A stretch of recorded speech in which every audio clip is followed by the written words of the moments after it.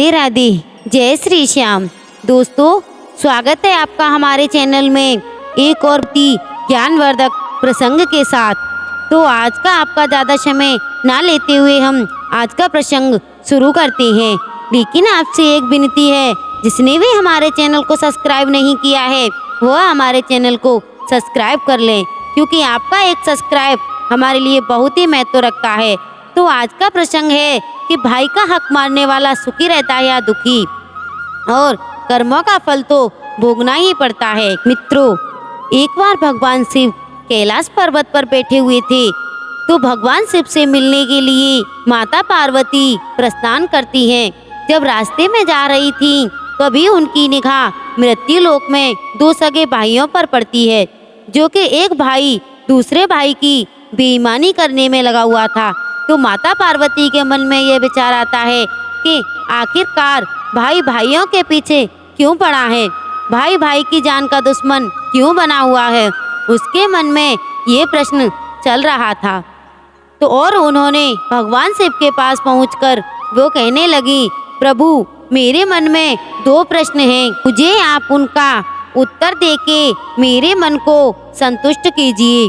तो इतने में भगवान शिव बोले, पार्वती, बताओ तुम्हारे वो कौन से प्रश्न हैं जिससे तुम इतनी विचलित हो रही हो। इतने में माँ पार्वती कहने लगी कि मेरा पहला प्रश्न है कि भाई भाई का हिस्सा मार के क्या सुखी रहता है या दुखी, और दूसरा, कर्मों का फल कैसे भोगना पड़ता है।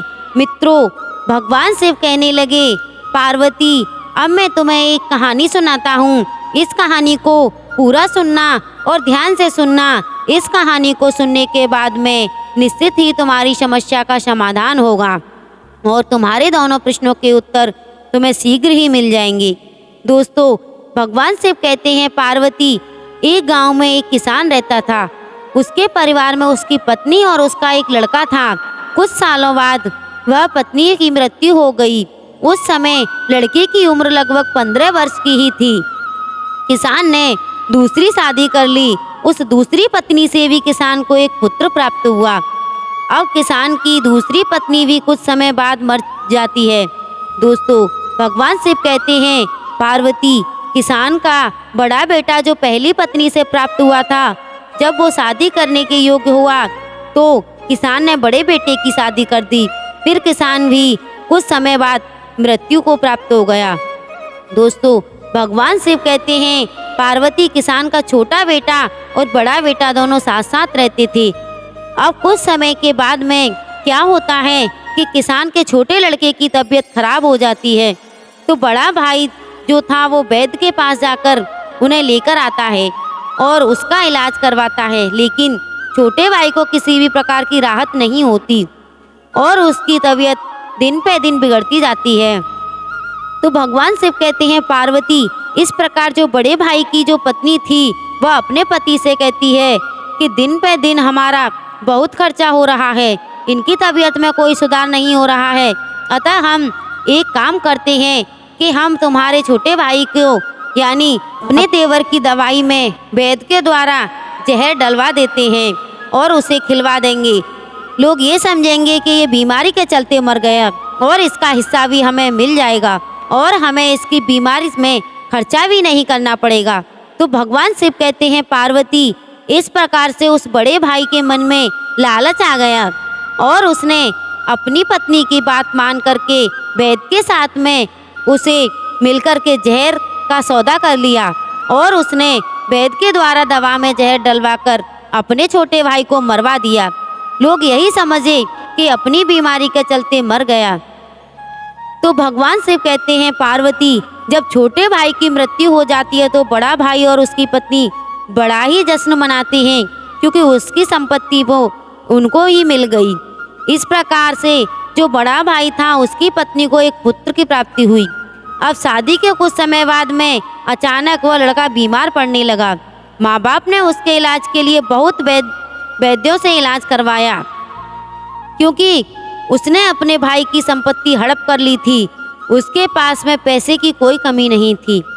उसने अपने बेटे का इलाज के लिए बड़े से बड़ा वैद्य बुलवा लिया, कैसे भी ठीक हो जाए, लेकिन उसकी तबीयत और बिगड़ती गई।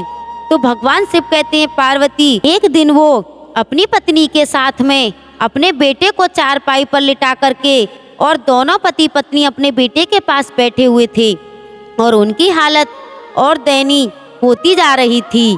तो भगवान शिव कहते हैं पार्वती तभी वो बीमार लड़का कहने लगा कि अब भाई हमारा और आपका हिसाब हो गया, अब केवल कफन और लकड़ी का हिसाब बाकी है, उसकी तैयारी कर लो। जैसे ही बीमार लड़के की ये बात कही तो उसका पिता सुनकर के एकदम से सोच में पड़ गया और कहने लगा कि तुम्हारा भाई नहीं हूँ, तुम्हारा बाप हूँ, तुम मेरे बेटे हो और ये तुम्हारी माँ है, तुम कैसी बातें कर रहे हो। तो भगवान शिव कहते हैं पार्वती तभी वो लड़का कहने लगा नहीं मैं आपका भाई हूँ जो आपने मुझे जहर खा करके मरवा दिया था और मैंने तुम्हारे पुत्र के रूप में जन्म लिया और इस प्रकार से जिस संपत्ति के लिए आपने मुझे मरवाया था अब वो संपत्ति मेरे इलाज के लिए अब आधी बिक चुकी है, अब आपकी शेष है, इसलिए हमारा हिसाब बराबर हो गया। दोस्तों भगवान शिव कहते हैं पार्वती इस प्रकार से वो पति पत्नी दोनों फूट फूट कर रोने लगे और कहने लगे मेरी तो कुल का नाश हो गया, जो मैंने किया वो मेरे आगे आ गया, पर तेरी पत्नी का क्या दोष है जो इस बेचारी को जिंदा जलाया जाएगा। तो भगवान शिव कहते हैं पार्वती जब उस बीमार लड़के से उसके पिता ने कहा तुम्हारा हिसाब तो बराबर हो गया, तुम तो मर के चले जाओगे, लेकिन एक बात बताओ, लेकिन जो तुम्हारी पत्नी है जो जिंदा है आखिरकार इसका क्या होगा। तो बीमार लड़का कहने लगा भाई एक बात ध्यान रखना कि ये वही वैद्य है जिसने मुझे जहर देकर मार दिया था, जिसने इस बार मेरी पत्नी के रूप में जन्म लिया है। तुमसे मेरा हिसाब किताब बराबर हो गया, अब इस वैद्य से भी मुझे हिसाब किताब बराबर करना है, इसलिए एक काम करो सती प्रथा की रस्म के तरह इसे भी मेरे साथ जला दो। इस प्रकार से वो लड़का अपनी अंतिम सांसें छोड़ देता है और उसकी इच्छा के चलते चिताई जलाई जाती है। उस चिता के ऊपर वो वैद्य जो था तो उसकी पत्नी के रूप में आया और उसे भी उसी चिता में जला दिया जाता है।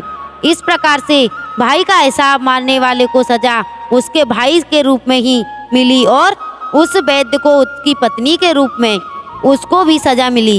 इस प्रसंग से हमें यह सीख मिलती है कि हमारा जीवन है जो उतार चढ़ाव से भरा हुआ है, इसके पीछे हमारे अपने ही कर्म होते हैं। हम जैसा करते हैं वैसा ही बढ़ते हैं, जैसा बोते हैं वैसा ही काटते हैं।